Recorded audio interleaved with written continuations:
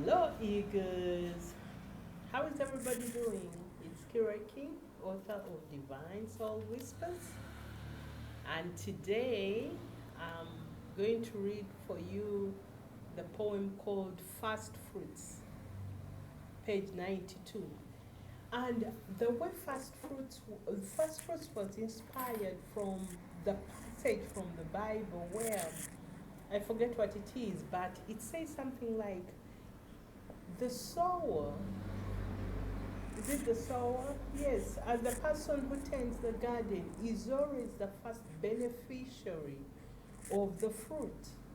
Meaning, if you're kind and generous and showing love and inspiration, you're always the first beneficiary of all those benefits.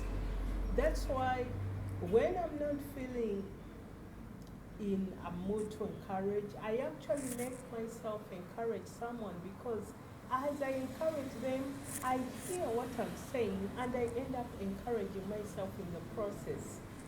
That's a universal law, you see? So if you see the mood is not good, uplift yourself or uplift someone else, and you, the person who has initiated, will always be the first beneficiary. All right, fast fruits. Let's see.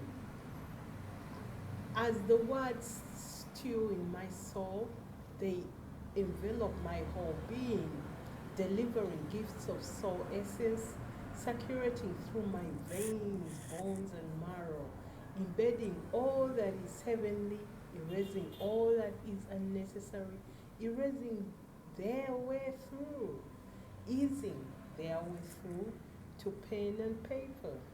I'm enriched, my heart is filled to overflowing, fed with miracle nourishment. My being is comforted with food for the soul. The one who plants the seed always receives the first harvest, first fruits. That is by Keroy King, author of Divine Soul Whispers. I hope that poem blesses you. So do the things fast. You will receive the gifts too. Talk to you soon.